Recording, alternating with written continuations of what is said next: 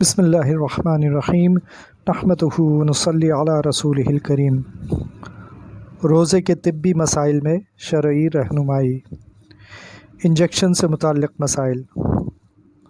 روزہ ٹوٹنے کے لیے ایک بنیادی شرط یہ بھی ہے کہ کوئی چیز بدن میں معتاد راستے سے داخل ہو، مثلا منہ، کان، ناک یا مقعد کے ذریعے۔ غیر معتاد راستے سے کسی چیز کے بدن میں داخل ہونے سے اصولاً روزہ نہیں ٹوٹتا، مثلا جلد کے ذریعے کسی چیز کا جذب ہونا یا جلد کو چیر کے کسی چیز کا بدن میں رگ یا گوشت کے ذریعے داخل ہونا۔ اس بنیاد پر یہ بات سامنے آتی ہے کہ انجیکشن چاہے جلد، گوشت یا رگ میں لگایا جائے، اس سے روزہ نہیں ٹوٹتا۔ یہاں دو مزید باتوں کا ذکر کرنا بھی ضروری ہے۔ پہلی بات انجیکشن کی نوعیت کے بارے میں ہے۔ طاقت کے لیے انجیکشن، مثلا وٹامن کے انجیکشن یا ڈرپ وغیرہ، اور دوسرے انجیکشن مثلا بخار یا درد وغیرہ کے لیے۔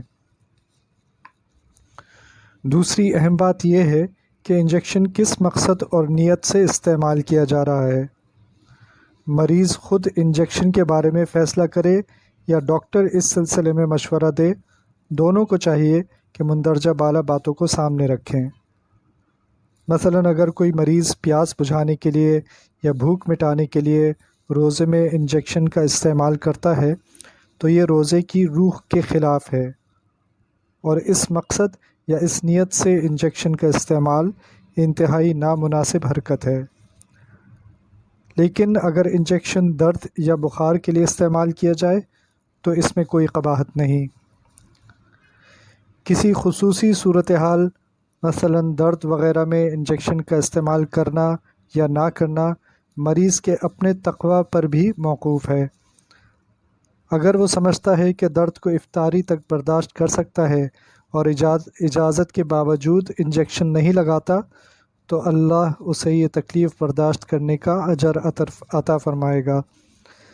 البتہ اگر صورتحال ایسی ہو کہ تکلیف سے جسم کے کسی عضو کو شدید نقصان پہنچنے یا موت واقع ہو جانے کا امکان ہو تو ایسی ناگزیر ضرورت میں نہ صرف مریض کے لیے لازمی ہے کہ روزہ نہ رکھے، بلکہ ڈاکٹر کے لیے بھی لازم ہے کہ وہ مریض کو صورتحال سے مکمل طور پر آگاہ کر کے روزہ نہ رکھنے کا مشورہ دے۔ ڈاکٹر کے لیے صورتحال کا اندازہ کرنے کا ایک بہترین اصول یہ ہے کہ وہ خود کو مریض کی جگہ پر رکھ کر فیصلہ کرے کہ اگر خود اس کو ایسی صورتحال پیش آتی تو وہ کیا فیصلہ کرتا۔ مریض کے لیے یہ بھی لازم ہے کہ وہ کسی مخصوص بیماری میں ضرورت، یعنی انجیکشن لگانے یا روزہ رکھنے اور نہ رکھنے کا تعین کرنے کے لیے کسی قابل ڈاکٹر ہی سے مشورہ کرے۔ مریض اور ڈاکٹر کو فتویٰ اور تقویٰ دونوں کو سامنے رکھتے ہوئے باہم مشورے سے فیصلہ کرنا چاہیے۔ البتہ بعض صورتوں میں مریض کو ہی یہ فیصلہ کرنا پڑتا ہے کہ اس کی ضرورت کتنی ہے۔